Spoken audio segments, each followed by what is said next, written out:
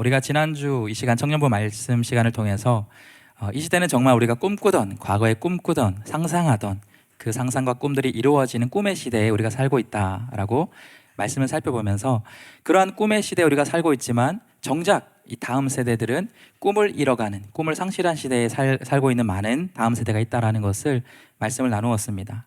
꿈의 시대에 꿈을 잃어버린 다음 세대. 그런데 제가 최근에 어떤 기사를 보니까 꿈을 잃어버린 다음 세대가 있는 반면에 꿈을 굉장히 일찍부터 결정한 다음 세대가 있다는 것도 기사를 통해 알게 되었습니다. 대표적으로 대치동 의대반 그런 사람들입니다. 아주 이른 나이부터 그런 의대라는, 의사가 되겠다라는 꿈을 정하여서 그 꿈을 향해 달려가는 사람들입니다. 대학 입시를 앞둔 고등학생들이 그 의대 입시반에서 공부를 하기도 하는데요. 그런데 그보다 앞서 중학교 시절부터 미리 그것을 정하여서 그런 의대반에서 공부를 하는 학생들도 있습니다. 그런데 우리가 깜짝 놀랄 만한 것은 중학교도 이른 것 같은데 그러한 목표를 정해두고 나아가는, 시작하는 때가 7살부터 그 꿈을 정하고 나아가는 사람들이 있다라는 것이에요. 얼마 전에 보니까 초성 60분에도 이것을 다루었고요. 일명 7세 의대반, 그래서 7세 의대를 준비하는 의대반에 가기 위해서 7세 고시라는 것을 쳐야 된다고 합니다. 그 7세 고시가 얼마나 어려운지 제가 잠깐 노출된 그 내용만 보다가 그것을 문제를 보지 않았습니다. 자존심이 상할까 해가지고 보지 않았는데, 자존심이 상하는 것을 넘어서 자괴감이 들지 않을까. 그 정도로 난이도 있는 것을 7세 때부터 벌써 준비해서 그렇게 나아가고 있다는 것입니다. 여러분, 이것이 세상이 꿈을 준비하는 모습이 되는 것 같아요. 세상에서 꿈이다라고 얘기하면 어떤 직업, 어떤 특정한 사람이 되는 것을 목표로 두고 그것을 꿈이라 하면서 그것을 위해서 열심히 살아가게 됩니다. 직업을 위한 인생이다라고 그렇게 생각할 수도 있을 것 같아요. 이러한 것에 우리의 꿈을 두게 되면 여러 가지 문제가 발생할 수 있습니다. 왜냐하면 그 꿈을 그렇게 직업으로 뒀기 때문에 그 꿈을 이뤄가는 과정이 굉장히 큰 고난으로, 수고로, 어려움으로 다가오는 많은 경우가 있습니다. 또한 그 직업이라는 것을 꿈으로 두었기 때문에 그 직업이 이루어지지 않았을 때, 내가 어릴 적부터 그 꿈을 바라보고 달려왔지만 그것을 이루지 못했을 때, 그러한 사람들은 그 인생을 실패의 인생이라 그렇게 여기기도 합니다. 그런데 그 꿈을 이루었을 때는 어떨까요? 많은 사람 중에서 어릴 때부터 목표했던 그 꿈을 이루었을 때 오히려 반대로 내게 오는 인생의 허무함을 느끼는 많은 사람들이 있다는 것도 우리가 알고 있습니다. 왜 그럴까요? 그것이 바로 우리 인간이 진짜 꿈꿔야 될 진짜 꿈이 아니기 때문입니다. 한 가지의 직업에 불과하다라는 것이에요. 이러한 꿈을 가지고 쫓아서 살아가게 되다 보면 부작용도 발생합니다. 어떤 부작용이냐면, 열심히 공부하느라고, 그 직업적인 꿈을 이루려고 공부하느라고 그 외적인 사람으로서 마땅히 해야 될 인성의 교육이나 사람과 사람과의 관계를 이루는 그런 대인관계 같은 것들을 경험하지 못하고 훈련되지 못한 많은 성인들이 또 생기게 됩니다. 또한 어떤 부작용이 있냐면, 꿈을 찾지 못하는 사람들이 발생합니다. 여러분 중에서 꿈을 찾지 못했다고 많은 이야기하는 고백 중에서 대부분의 사람들은 직업적인 꿈을 아직 찾지 못했다라고 그렇게 생각을 하게 됩니다. 이것이 직업이라는 것을, 세상에 어떠한 것을 꿈으로 두었을 때 우리가 경험하게 되는 부작용이다라는 것이에요. 그렇다면 여러분, 우리 믿음의 청년들, 믿음의 사람들의 꿈은 어때야 될까요? 우리가 꿈꿔야 될 꿈은 세상이 말하는 믿음 없이 살아가는 사람들처럼 어떠한 직업적인 꿈에 우리의 꿈을 두지 않아야 합니다. 그러한 직업적인 꿈에 우리의 꿈을 두는 것이 아니라, 그것을 맞추며 살아가는 그러한 존재가 되는 것이 아니라, 바로 우리의 꿈은 세상과는 다른 꿈, 저는 그것을 거룩한 꿈이라 그렇게 표현하길 원합니다. 믿음의 청년들에게는 세상의 꿈이 아니라 거룩한 꿈을 우리가 꿈고 그것을 이루기 위해 살아가야 한다는 것입니다. 그렇다면 거룩한 꿈이 무엇일까요? 거룩한 꿈을 저는 이렇게 우리가 함께 같이 공유했으면 좋겠습니다. 거룩한 꿈은 나의 꿈이 아닌 하나님의 꿈을 꾸는 것입니다. 거룩한 꿈이라는 것이 내가 생각하는, 세상에 생각하는 그런 꿈이 아니라 하나님의 꿈, 그것이 바로 나의 꿈이 되는, 그것이 거룩한 꿈이 되는 것 같습니다. 그렇기 때문에 그러한 거룩한 꿈을 이루며 살아가는 삶은 나의 뜻을 이루는 삶으로 살아가는 것이 아니라 하나님의 뜻을 이루기 위해 살아가는 그런 거룩한 꿈을 이루는 삶으로 우리가 바뀔 수 있다는 것이에요. 그렇기 때문에 그러한 과정도 달라집니다. 내 생각대로 꿈을 정하고 그 꿈을 이루기 위해 살아가면 내 계획대로 살아가게 되지만, 하나님의 꿈을 나의 거룩한 꿈으로 품고 살아간다라면 그 과정이 내 생각과 내 뜻과 내가 생각하는 것과 다를지라도 하나님의 계획을 신뢰하면서 믿음으로 그 꿈을 이루는 과정으로 우리가 살아갈 수 있게 된다는 것입니다. 저는 오늘 우리가 함께 나누는 이 말씀을 통해서 계속해서 요셉의 그 꿈의 스토리를 이어가는 말씀을 살펴보면서 우리가 어떻게 거룩한 꿈, 세상의 꿈이 아니라 하나님의 뜻을 이루는 거룩한 꿈을 우리가 품고 이루며 살아갈 수 있는지를 함께 말씀을 통해서 살펴보는 그런 시간이 되었으면 좋겠습니다. 오늘 본문의 말씀은 지난주 말씀을 이어서 41장의 남은 후반부입니다. 46절부터 57절까지의 말씀인데요, 이 말씀을 통해서 우리가 확인할 수 있는 것은 이 요셉의 모습을 통해서 요셉은 하나님의 뜻을 이루는 것, 바로 그 거룩한 꿈을 이뤄가는 삶을 가장 가치 있는 삶으로 여기는 삶을 살아가는 것을 우리는 확인할 수 있습니다. 우리 첫 번째 대지를 그래서 같이 한번 이렇게 읽어보면 좋을 것 같습니다. 우리 같이 한번 첫 번째 대 읽어보겠습니다. 시작. 네, 거룩한 꿈을 이루는 것이 가장 가치 있는 삶이라는 것을 보여주고 있는 것이 요셉의 삶입니다. 거룩한 꿈, 하나님의 뜻을 나의 꿈으로 품고 그것을 이루며 살아가는 가장 가치 있는 인생을 살아가는 것이 요셉의 삶의 모습이다라는 것이에요. 오늘 본문이 시작하는 이 46절에 시작되는 그러한 부분을 보면 요셉이 드디어 굉장히 높은 지위에, 굉장히 어떻게 보면 세상적으로 성공한 그 자리에 올라가는 모습을 보게 됩니다. 그의 나이 몇 세죠? 30세였습니다. 46절을 보면 요셉이 애굽 왕 바로 앞에 설 때에 30세라. 그가 바로 앞을 떠나 애굽 온 땅을 순찰하니. 30살이 되어서 이 젊은 나이에 요셉이라는 사람은 당시의 애굽, 세상에 많은 그런 나라와 땅을 다스리던 그런 대제국의 총리가 되는 그러한 성공을 그는 경험하게 됩니다. 그의 권세가 얼마나 대단했는지를 46절의 표현을 보면 그가 바로 앞을 떠나 애굽 온 땅을 순찰하는 사람이 되었다라고 표현합니다. 바로가 얘기했던 것처럼 이 애굽이라는 나라의 한순간에 요셉 위에 한 사람 바로밖에 없고 그 아래에는 모든 것을 요셉이 통치하는 그 모습을 잘 보여주는 것이 바로 그가 바로 왕을 떠나 온 땅을 순찰하는, 나라를 다스리는 그러한 요셉의 위치, 권세를 우리가 이 말씀을 통해 살펴볼 수 있습니다. 그의 인생을 한마디로 표현하면, 오늘 46절의 인생을 한마디로 표현하면 우리가 인생 역전이다, 그렇게 표현할 수 있지 않을까요? 이 장면 이전에, 41장 이전에 그의 삶의 자리를 우리는 너무나 잘 알고 있습니다. 가족에게 버림받아서 노예로 팔려가서 이렇게 노예로 삶을 살다가 또한 감옥에 갇혀 있던 그 신세가 오늘 41장 2절의 요셉의 삶의 신세였습니다. 그런데 그 인생이 가장 어떻게 보면 세상적으로 낮은 어려움과 고난의 시기에 있던 것 같은 그의 인생이 한순간에 역전이라는 표현이 정말 부족할 만큼, 인생 역전이라는 표현으로 다 표현할 수 없을 만큼 정말 큰 변화의 삶을 겪고 있는 것이 지금 요셉의 순간이다라는 것이에요. 41장 오늘 본문에 바로 앞서서 이 바로가 요셉을 세울 때, 총리로 세울 때 그 표현을 보면 또한 이러한 표현이 있습니다. 우리 43절의 말씀인데요, 43절의 말씀을 같이 한번 함께 읽어보겠습니다. 시작. 자기에게 있는 버금 수레를 그에 태워.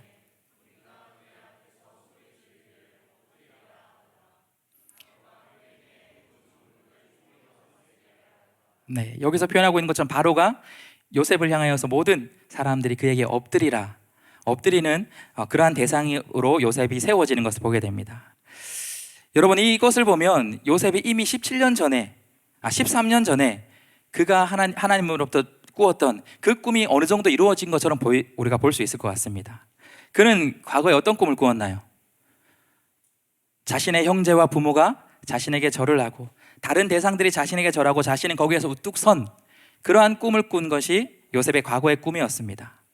비록 지금 이 순간은 자신의 가족들이 자기에게 엎드리고 절하는 것은 아니지만 그보다 훨씬 더 많은 사람들, 그 사람들이 자기에게 엎드려 절하고 자기는 그 위에 우뚝 선 그런 칭송을 받는 존재가 된 것이 지금 요셉의 모습이다라는 것입니다.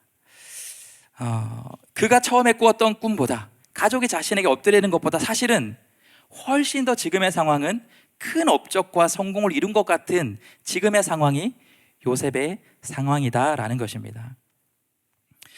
그런데 여러분, 지금 이 순간에 요셉이 어떻게 살아가는지, 요셉이 어떠한 모습으로, 믿음의 모습으로 나아가는지가 우리에게 너무나 중요할 것 같습니다. 이런 큰 성공을 이룬 그 다음에 요셉은 어떤 모습으로 살아갈까요? 보통 사람들이라면, 여러분이라면 이 순간에 어떠한 삶으로 살아가겠습니까? 대부분 많은 사람들은 인생에서 이러한 큰 목표를 이루었을 때, 큰 꿈을 이루었을 때 어떻게 되나요? 많은 사람들이 변하게 됩니다.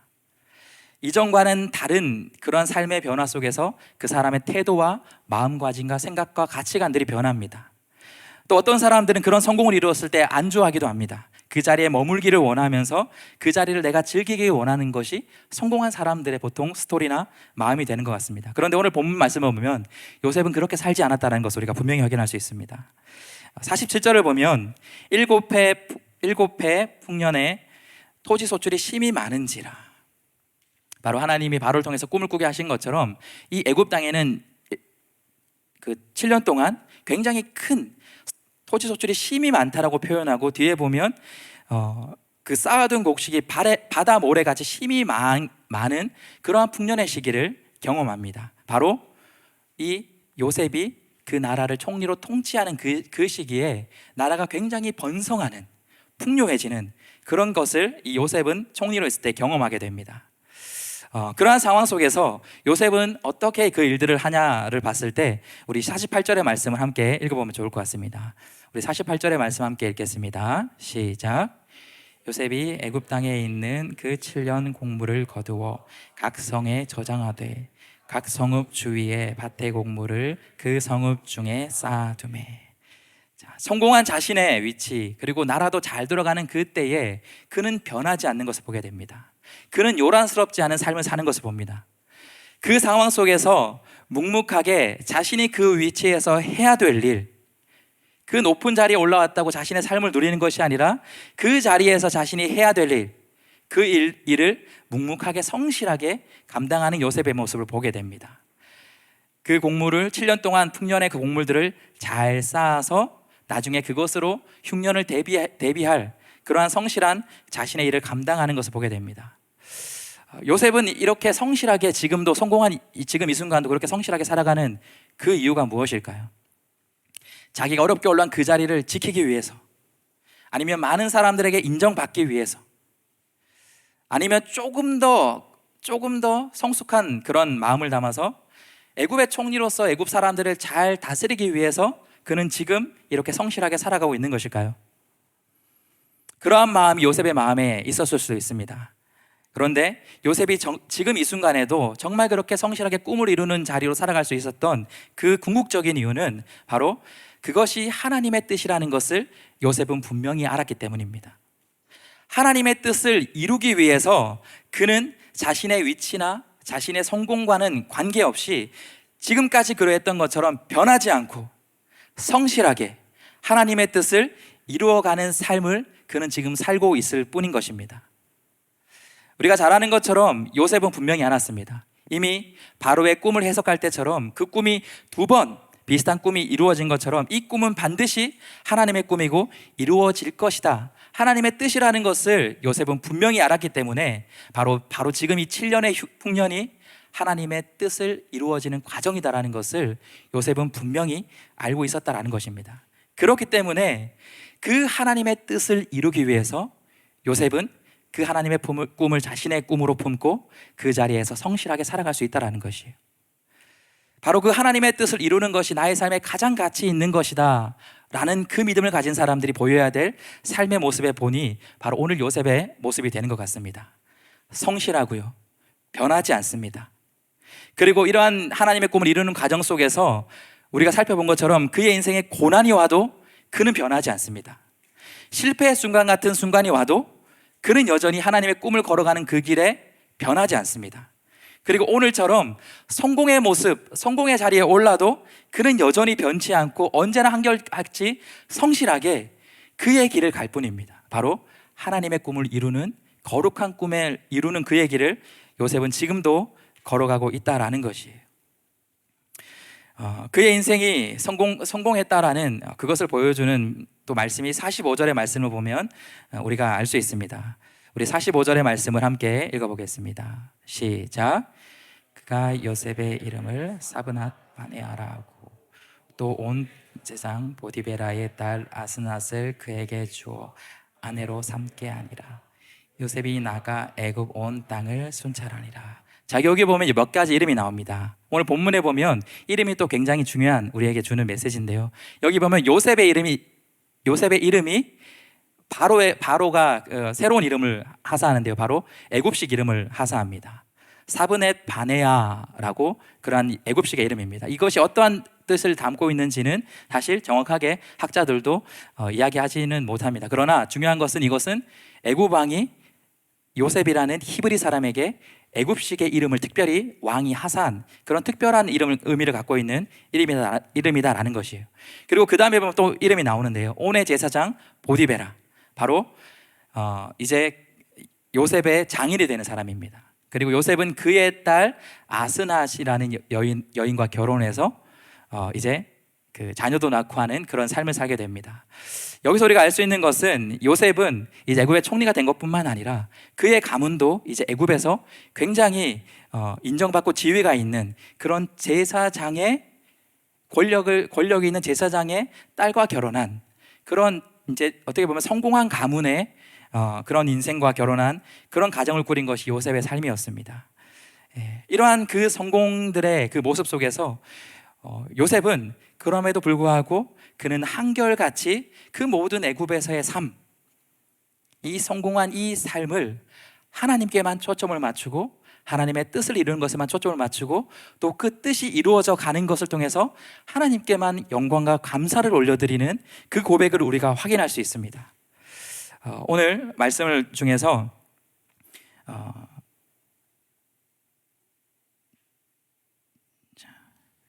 요셉이 자신의 두 아들의 이름을 짓는 그러한 모습을 우리가 볼 수 있습니다. 그 말씀이 몇 절이죠? 네, 51절과 52절 말씀입니다. 우리 두 절의 말씀을 함께 읽어보도록 하겠습니다. 함께 읽겠습니다. 시작.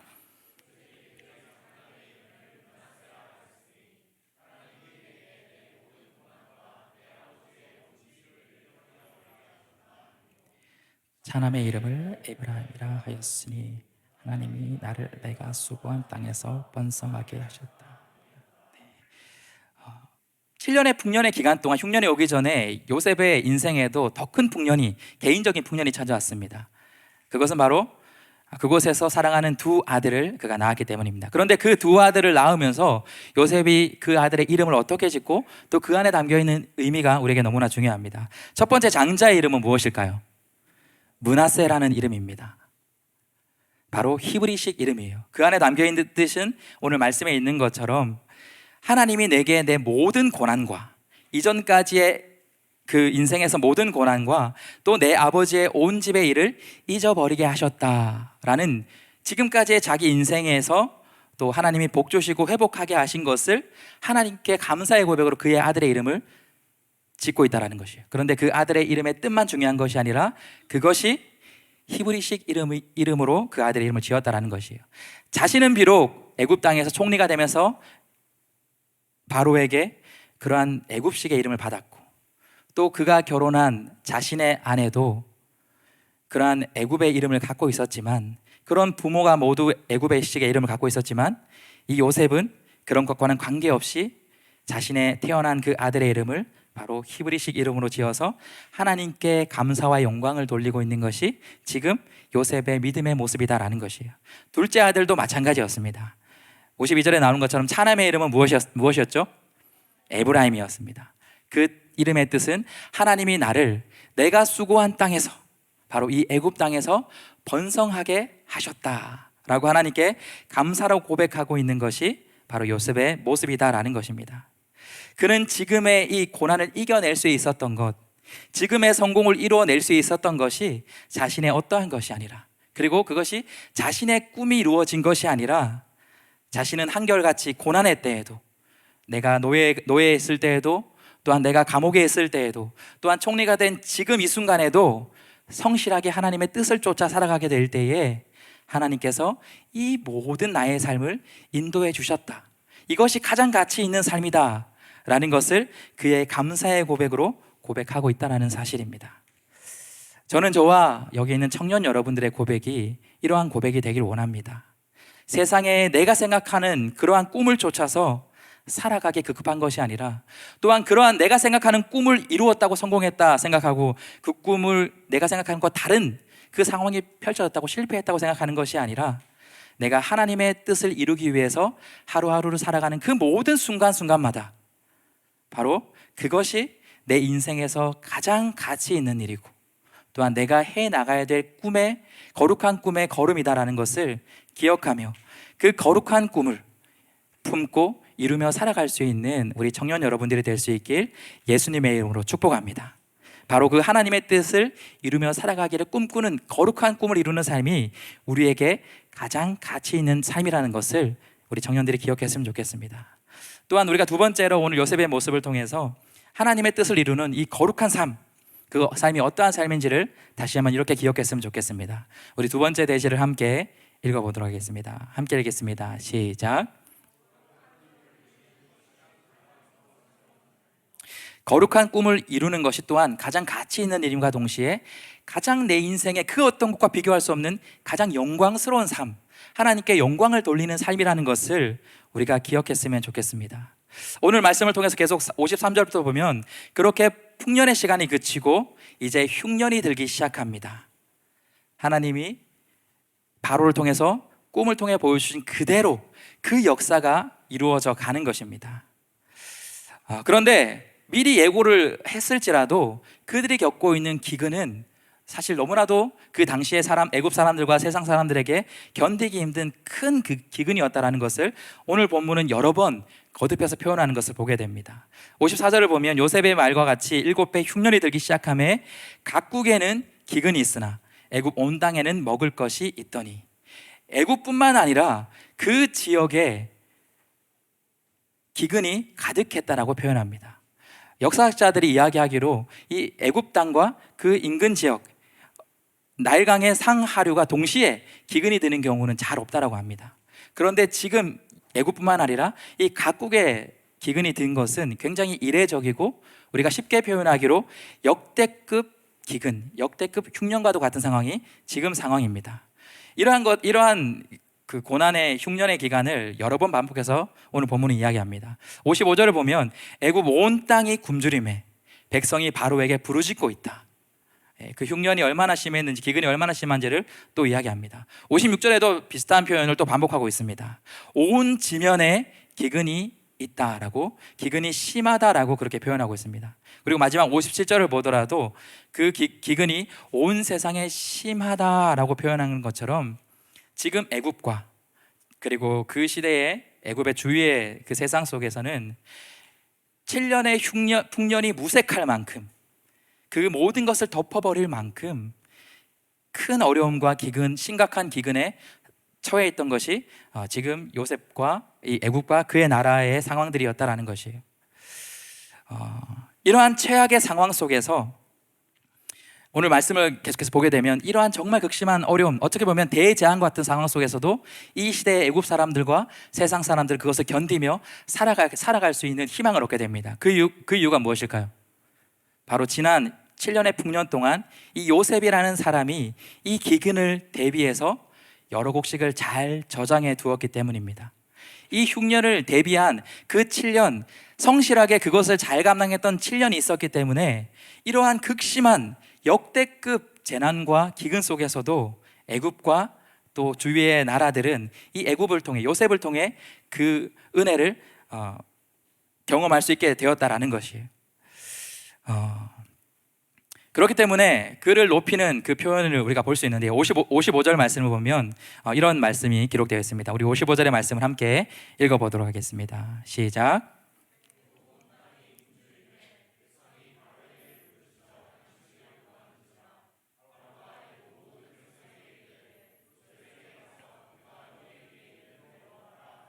네. 애굽이라는 대제국의 가장 높은 지위에 있는 바로라는 왕이 요셉에게 가서 너희가 부르짖고 그에게 해결책을 받아라라고 그렇게 요셉을 높여주는 것을 보게 됩니다. 요셉은 이러한 큰 재앙 속에 온 세상이 힘든 그 상황 속에서 수많은 사람들을 도울 수 있는 그러한 삶의 자리에 지금 처해 있습니다. 많은 사람들에게 인정받고 높아질 수 있는 그러한 순간에 요셉은 지금 처해 있다라는 것이에요. 수많은 사람들이 어쩌면 꿈꾸는 삶일 것 같습니다. 내가 단순히 높아지는 것뿐만 아니라 나를 통하여 내가 세상의 사람들을 유익하게 하는 것, 복되게 하는 것, 얼마나 많은 사람들, 우리 믿음의 사람들이 꿈꾸는 삶이지 않습니까? 그런데 우리가 한 가지 분명히 기억했으면 좋겠습니다. 그것은 우리가 잊지 않아야 될 것이 무엇이냐면, 궁극적으로 이 고난과 이 어려움들이 해결되는 그 이유는 요셉이라는 한 사람 때문이 아니라 바로 요셉을 통해 일하시는 하나님 때문에 이 놀라운 세상의 은혜가 이루어진다라는 것을 우리는 기억해야 합니다. 애굽의 바로 왕도 요셉을 높이고 많은 세상의 사람들이 요셉에게 엎드리지만, 우리가 지난 요셉의 인생 속에 역사하시는 그 하나님을 의지하는 요셉의 삶의 모습을 통해 우리가 분명히 기억해야 될 것은, 요셉이라는 한 사람이 대단해서 그 일들을 이룰 수 있는 것이 아니라 요셉에게 하나님의 뜻을 미리 알려주시고 그것을 요셉을 통해 준비케 하신 그 은혜를 통하여서 지금 이 어려움 속에서도 세상이 다시 한번 구원받는 은혜를 경험할 수 있다는 것이에요. 하나님이 그 일들을 이루신 것입니다. 그런데 그 큰 하나님의 꿈을 이루는 곳에 요셉이 쓰임받고 있다는 것이 여러분, 한 사람의 인생에서 얼마나 영광스러운 일일까? 우리가 다시 한번 기억했으면 좋겠습니다. 내가 대단한 일을 해서 내가 대단한 일로 하나님께 영광을 돌려서 우리의 인생이 영광스럽게 된 것이 아니라, 하나님의 뜻을 이루는 그 일에 나라는 작은 사람이 쓰임받을 수 있게 된 것이 우리 인생의 가장 큰 영광스러운 삶이라는 것을 우리가 기억하면서 이러한 영광스러운 삶을 꿈꾸며 살아갈 수 있는 우리 청년들이 되었으면 좋겠습니다. 우리가 이것이 가장 영광스러운 삶이라는 것을 안다라면 우리의 가치관과 생각이, 성공에 대한, 꿈에 대한 가치관과 생각이 바뀔 수 있습니다. 내가 대단한 것을 행하고 내가 대단한 영향력을 끼쳐서 많은 사람들을 도울 때만 나를 통하여 하나님이 영광 받으시는 것이 아니라, 우리가 단 한 사람을 돕더라도,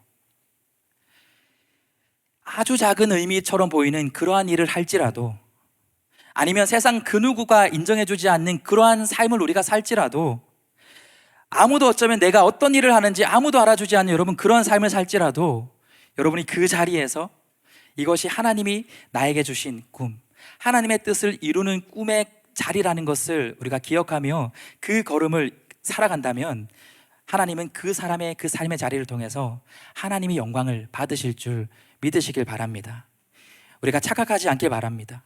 내가 대단하게 되어서, 큰 사람이 되어서, 내가 큰 업적을 이루어서 하나님께 영광을 돌리는 그런 꿈의 사람이 되는 것이 아니다라는 것입니다.